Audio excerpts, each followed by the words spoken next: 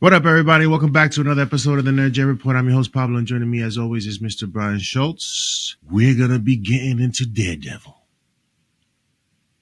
a show that we've been waiting for quite some time. In the beginning, we heard some scary things about what this show was about.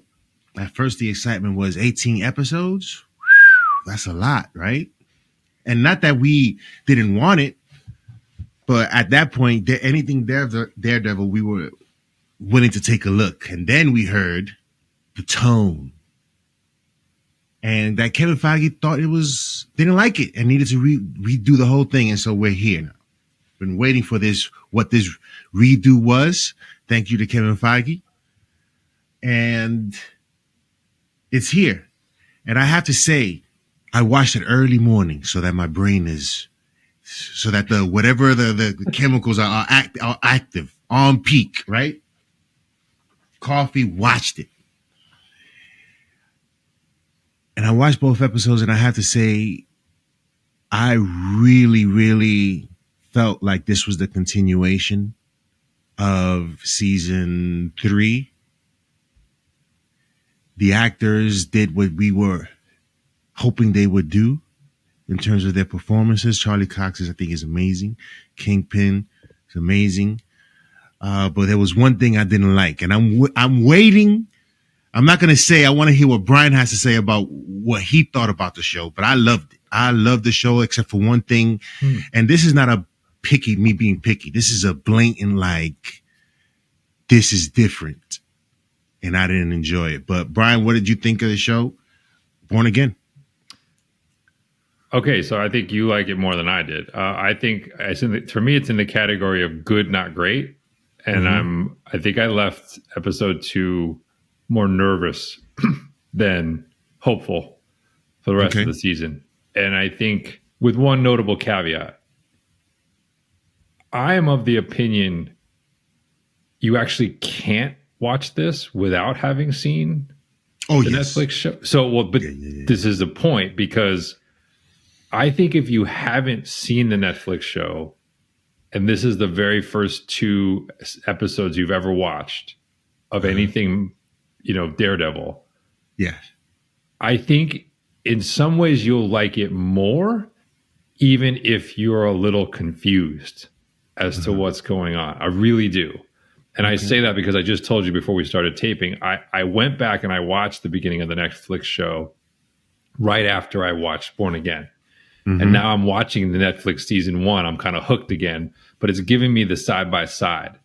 And so I feel like when you do that, or when you have history with the Netflix show, you come at some of what you see in Born Again with a different lens.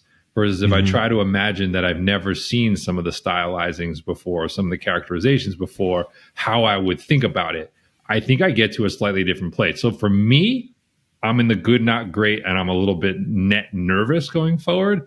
But I actually think if it's the first thing you've seen, I think you would be, on the whole, pretty impressed that this was a Disney Marvel TV show relative to some of what else you've been seeing out of Disney Marvel over the last couple of years.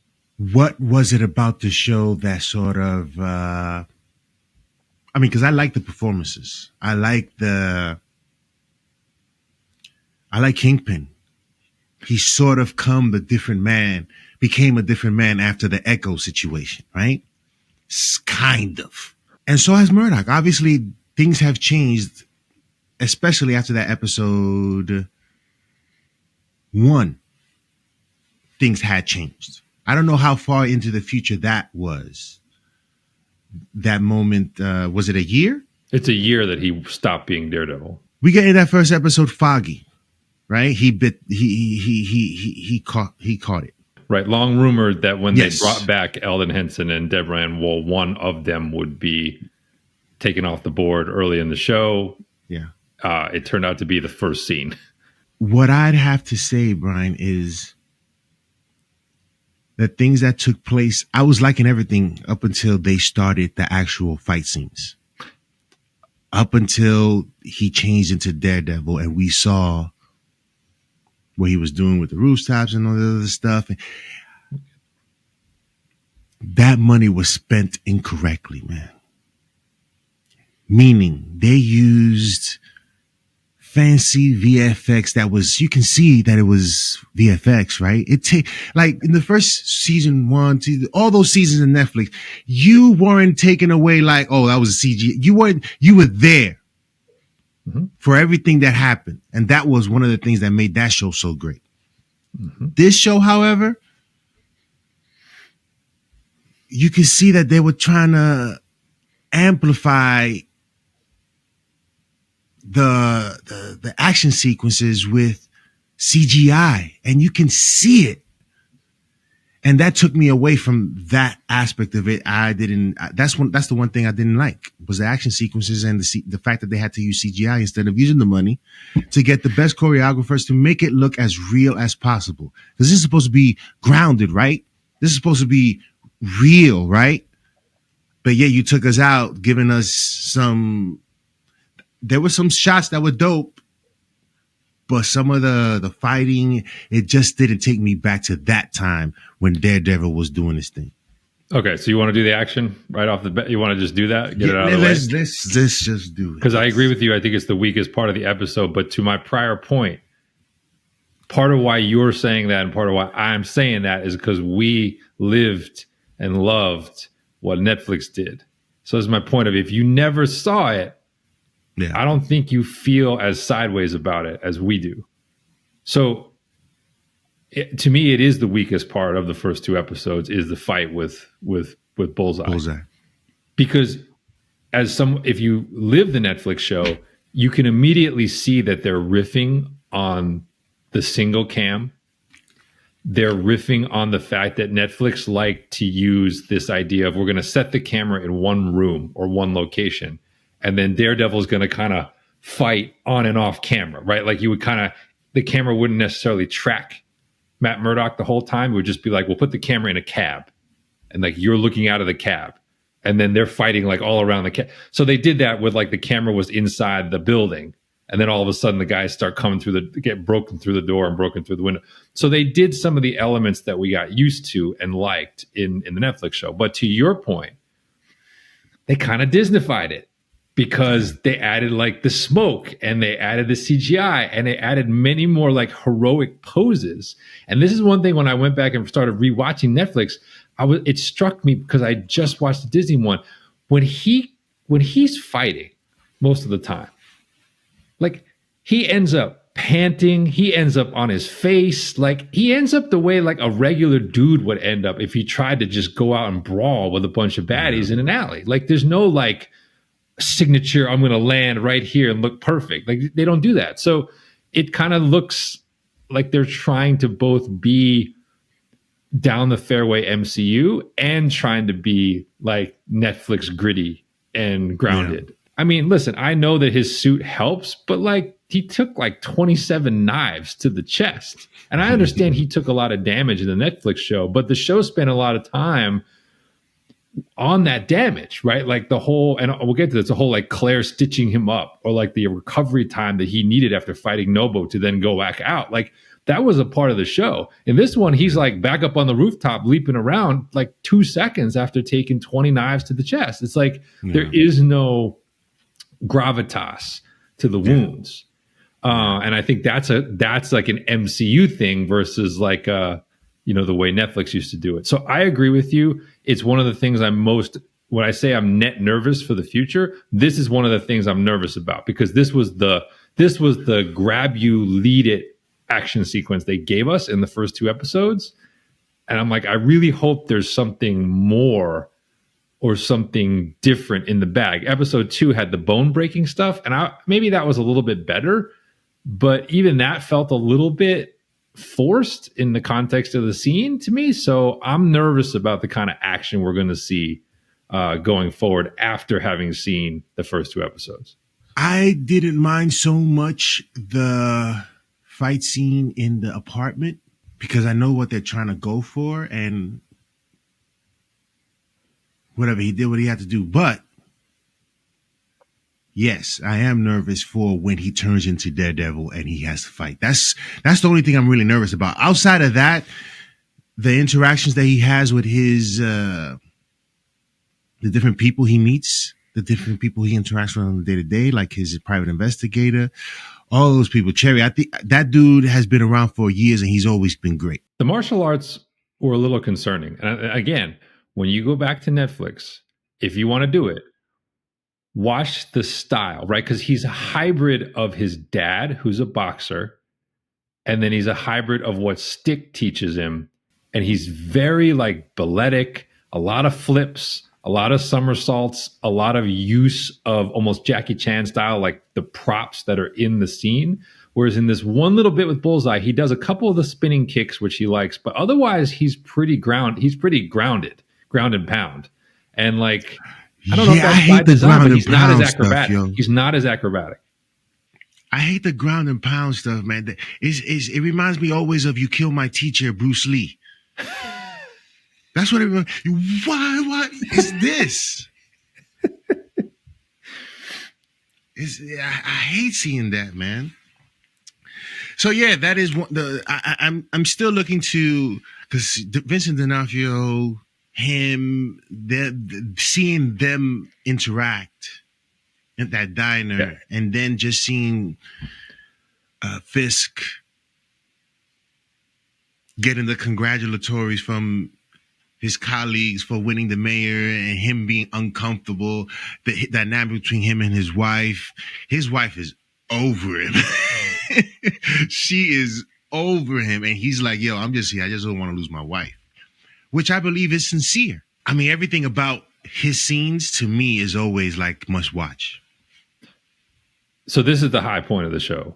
The conversation in the diner to me is the clear peak of the first two episodes. It is a clear homage to Heat. But it's also interesting to me because I feel like, again, this is my point about, I think you have to have watched everything, because that conversation doesn't make any sense if you haven't watched the Netflix show. And honestly, if you haven't watched Echo, because he makes a reference to him being shot in the face. Yeah. Or actually, that'd be the end of Hawkeye. Sorry, end of Hawkeye / Echo, where he's been shot. And it's like, you would have no idea what they're talking about, because there's no visible, because they don't have any visible damage to his. He's had basically the prosthetic surgery in the comics. He looks just like Wilson Fisk again.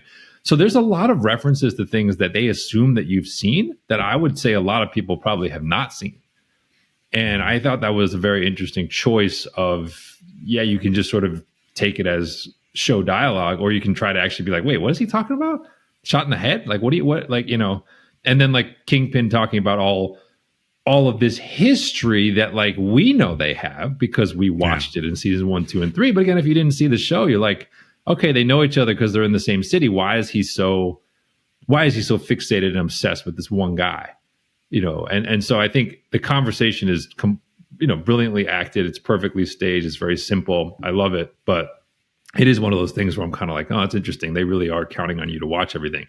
Similarly with the wife. So first off, interesting backstory. Remember, they recast her and then they undid it, which I thought was one of the smarter, like, we screwed up here. So they actually had a different actress who was going to play Vanessa in the original incarnation of the show. They just weren't going to bring back, I think her name is Eilert Zur. I might have mispronounced that. But isn't that the same person? It is, but it wasn't going to be. So this was one of those, like, when they announced Born Again as 18 episodes, they had replaced her. And she said, like, there was no conversation. They just, like, totally changed the actress. But then when the Netflix guys came back in, they undid the decision and brought back Eilert Zur to be Vanessa. But to your point, Fisk and Vanessa's relationship over those 3 seasons is, the 1A, 1B storyline of the show. And so we kind of pick it up like literally where we left it. Yeah. And again, it's like, I get that you could jump into it and be like, oh, it's a crime kingpin who's having issues with his wife. Okay, I can catch up. But like, there's a lot more layers to that, as we know from again, it's like, if you didn't see the show, you're going to view that a little differently when they go to therapy, which is obviously, to my mind, a nod to the Sopranos, right? Isn't that sort of Tony and Dr. Melfi? And now we're going to have the 2 of them on the couch with Matt's new girlfriend. Yeah. So I'm not sure. I think that could be interesting. It could be bad, but I think the acting will be good. So we'll see where it goes. I'm open to it. But yeah, it's again one of those where I'm like, I'm really glad to be back with these 2 people who are so twisted. But I wonder, if you didn't spend enough time with them from seasons 1, 2, and 3, do you understand what's really happening when they're sitting on the couch? Like, do you get it? Like that's a big deal that they've gotten to that place. It's similar to the discussions when he has the commissioner. The commissioner lays into him. That dude is not afraid. He lays into him. So he's telling you about Kingpin, but you haven't seen the 1, 2, 3, so you really can't sort of really experience the sort of person and why he's feeling the way he is. It was dope the way when the commissioner came into his office and he showed him the woman and the child. My instinct was to believe that he's threatening their lives when he's actually threatening that he has a love child. Yeah. And so I was like, oh, okay. He's playing, but here's the thing. I agree with you that if you haven't watched the first three seasons of Daredevil, you may go into it a bit confused. Like my wife watched it and she saw the first three seasons, and she was in just like I was, and she did agree with the action sequences and how fake it looked. Let's just call it what it is. I just thought it was dope the way it was done when she was sitting at the head of the table and she's basically the Kingpin. She is dressed the Kingpin. in white, 100%. Yes. And then when he comes in with his gray suit off the rack, maybe, I don't know. Yeah. Silence. And everybody knows who's in charge. Yep. And she resents that because she wanted to feel, if you saw the first seasons with her and her introduction and realization as to who Wilson Fisk was, she wanted a piece of that experience. Yep. She sort of wanted to side by side run it with him at that point. But when he went away, she was the head person in charge. And now, in one moment, all that power she thought she had was gone. And so she's over it. And I don't think there's any... What's going to be interesting to me is to hear Wilson Fisk's thoughts and expressing his affection towards Vanessa and towards the situation. Because when he speaks, there's just a presence of Wilson Fisk when he talks that you want to listen, because I don't think he wastes any words. It's what makes Vanessa one of the more interesting love interest characters we've had, because even from the very beginning, Netflix set it up as like you're supposed to think she's the innocent, white, pure art gallery director who just happens to be in the wrong place at the wrong time when Wilson Fisk wants to buy it, is in the gallery. But then when they start going out, you realize like, oh, she's actually more twisted than he is, and you see as he starts to kind of gradually open up and he's kind of feeding her the little details about how evil he is, but in this light of he's actually a hero. And she's just kind of like feeding off that. She doesn't like run from it.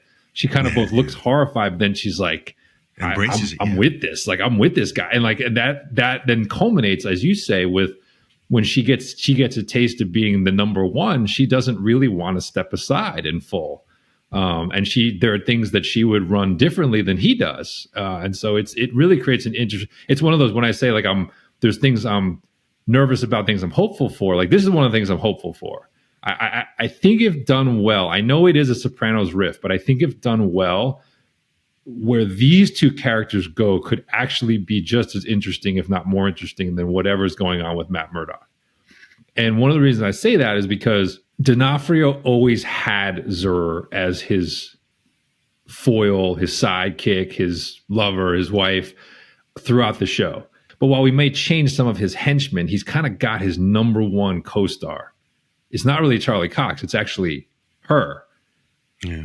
Whereas with Daredevil, we've changed his team a lot. And that is something I'm curious to see how much we're going to miss or like what they've done. So to be clear about that, when you see Foggy die, we understand from the Netflix show how close those two were, like what that means for him to not have Foggy. If you don't have that history, you get that he's losing his partner and his friend, but I don't think you understand, like, he's losing his conscience. He's losing the guy who always pulled him back to center when he was,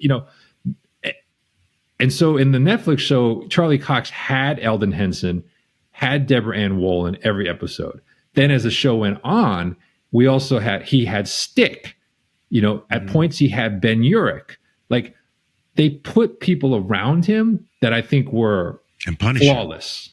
Yeah. Ultimately, Punisher in season 2, flawless, right? And so, even though he's the star, it really was these individual relationships that helped elevate Daredevil as a character. We've changed all of those already in the first couple episodes, right? Because Henson's off the board, at least for the time being. Karen Page is really nowhere. I mean, she's around. We know she'll be back, but she only did that little bit in the first 2 episodes and then kind of went off. We don't have Stick yet, I assume. Scott Glenn's not coming back for this. Yeah. And we now have like a new love interest and a new law partner, and that's what I'm a little bit nervous about. Like, because when I went and started rewatching Netflix, I was like, oh, I love all these people. I love the conversations. I love the individual relationships he built with all these side characters. And I'm just nervous that we don't have those characters back. We have new characters who I'm like, are they going to be as good? Like, are they going to be as good? I'm not sure. That's the risk, yes. Yeah. So my one other thing for Born Again in the category of supporting characters, and I guess I shouldn't rule this out that she's coming back because we don't totally know over the long run, but did you find yourself missing Rosario Dawson in these first 2 episodes? Because the Claire, the nurse character who's very true to the comics iteration of Daredevil, I felt like the 2 of them hashed out a lot of the morality and the challenges and the positives of what Matt Murdock was doing in the Netflix show. That's a lot of where I felt like that got discussed.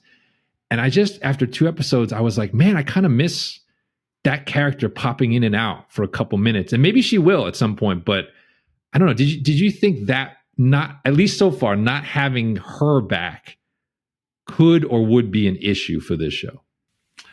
I would say I didn't miss her.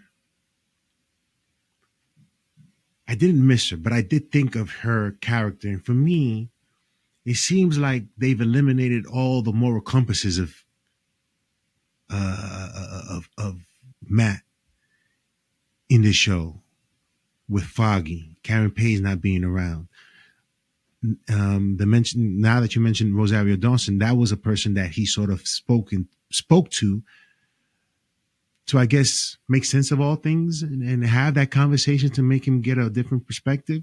We don't have too much of that other than the people that he's dealing with now, with Cherry, the new lawyer partner that he has, and then D'Onofrio now, possibly the therapist. So yes, we're getting to know some of these other relationships that he sort of has and is creating, but those old voices aren't there. Hers, I didn't miss, but I would say is probably, like you said, is a bit too early to sort of, because I don't think there's any mention of Rosario Dawson being in this season, correct? No. I think there will probably be some sort of wondering about her because she was so much a part of that world that Netflix. She was in Luke Cage. She was kind of the glue. She knew all of them. Exactly. Yeah. So again, I didn't miss her or her character. I don't know if I will, depending on what happens in the rest of this season. So for me, it's like I didn't miss her. Interesting. Because it's also in my head that Disney, the comments they made about sort of making this show, and it was not, to be fair, overloaded with action in the first 2 episodes, but this idea that they wanted more action and less of the conversations. And I've got that stuck in my head because like these individual relationships, like the Claire one, those conversations to me are essential to unpacking the conundrum of Matt Murdock and Daredevil and why he does what he does and like how you should lens what he does. And I don't know. It made me nervous that that's by not bringing back a character like that, that's a way of eliminating some of those conversations. And I just feel like this show ultimately will be less if you go too far in the direction of not having that. And as you said, I think the moral compass thing is a great way to put it.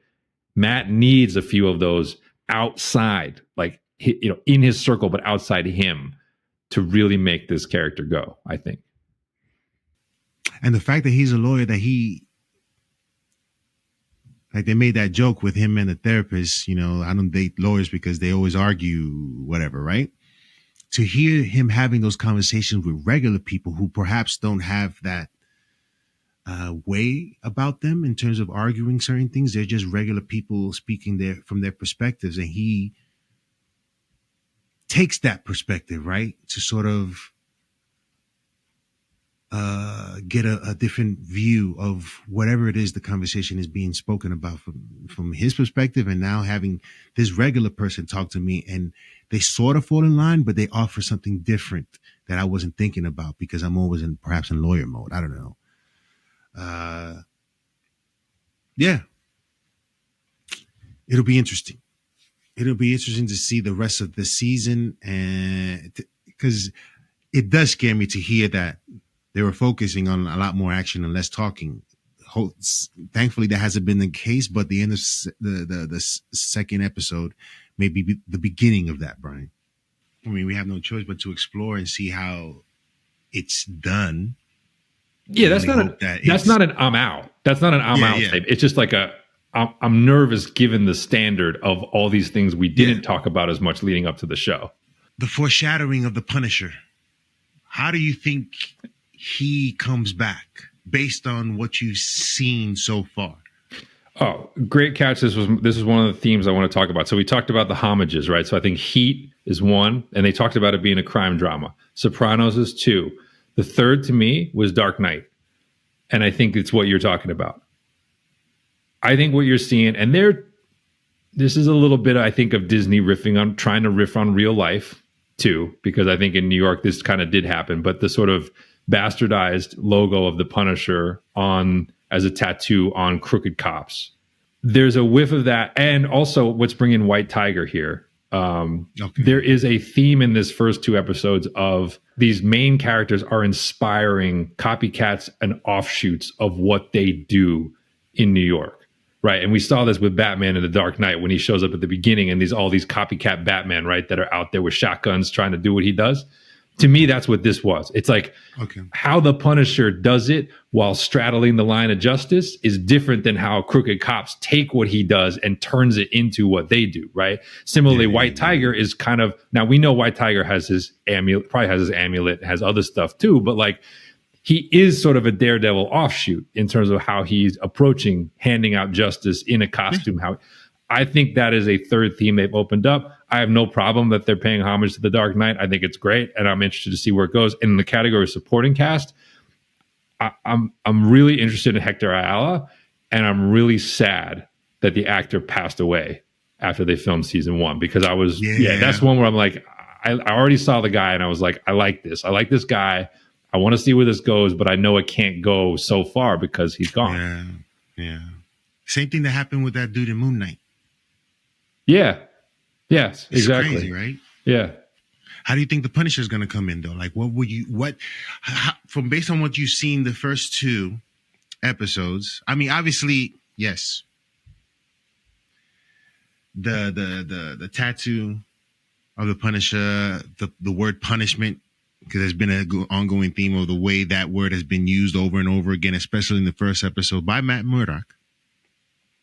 I feel like he is going to sort of reach out to him to sort of hand out that sort of punishment that I think he feels some people at least deserve. I think it'll be misunderstood. That would be my expectation. My expectation is that you're supposed to think Frank Castle has broken bad and, for real.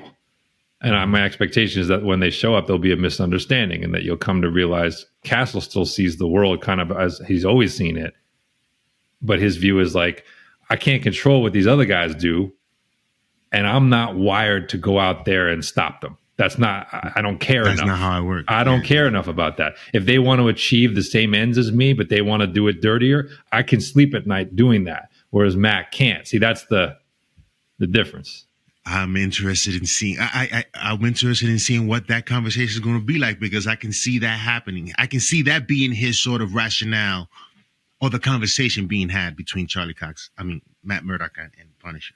Yeah, because he's going to look at it as like, is it getting bad dudes off the street? He's like, are we getting some bad dudes off the street? Is it making it tough? Are they scared? Like, and he's like, okay, so what's wrong if it's a few bad guys? That's what he's going to, But but Matt Murdock is obviously going to tell him the victims, right? Sure. These people are innocent. And he has a sense of morality. Yeah. And he has a sense. We know Frank has a sense of morality that brings him back, but like his tolerance for evil is higher. It just is. So, yeah. Anything else, Brian? No, I don't want people to think it was too negative a skew. I think I led with more of the flaws of the show, but I think that the tagline is good, not great. I think this show still has work to do to reach the heights of season 1 and season 3 of the Netflix show. But look, I mean, this is still really good Disney product relative to what we've been getting by and large, and it is. I think it's pretty gripping. Like I think if you watch it again, even if you don't have history, I think you're at least like, I'm interested into where I am and what could be going on here. So, as you say, we'll see where it goes, but it's really fingers crossed on the action and fingers crossed on the supporting cast. Like those are the two things for me. I think people are going to definitely be going back, especially if you got to wait week to week. That gives you time to catch up. Mm-hmm. And those numbers, I think, will be going up. So, yeah, let us know in the comment section below what you guys thought of the first 2 episodes of Daredevil Born Again. What do you think of the opening sequence? Oh, I thought it was of a piece with the Netflix intro. I thought they did a solid job there without just copycatting, and because the Netflix one's pretty classic at this point, the music and the red and that sort of stuff. So I think they did a nice job of lateraling off that without having it be exactly the same. Yeah, let us know what you guys thought of Daredevil Born Again season 1, the first 2 episodes. Season 4, the first 2 episodes. I don't even know if it's season 4, but this is Daredevil Born Again. Tell us what you guys thought of it, and we'll see you next time on the NerdGen Report.